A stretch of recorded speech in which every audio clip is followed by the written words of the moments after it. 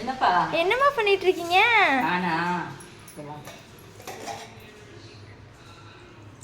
சாப்பாடு படிச்சிட்டு இருக்கேன். சரி, இப்போ எதுக்கு? இப்போவா, நம்ம எப்போவுமே யூஸ்வலாக தம்பி ஸ்கூலுக்கு அனுப்பும் போதே நம்ம சமைச்சிருவோம்.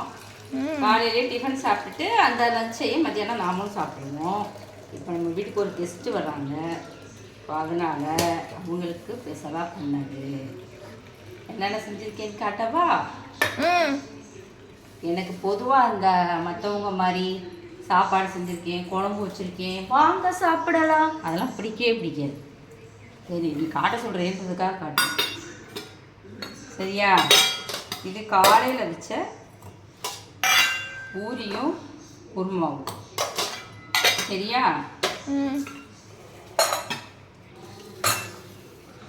இது வந்து காலிஃப்ளவர். அப்புறம் இது முட்டைக்கோஸ் பொரியல்.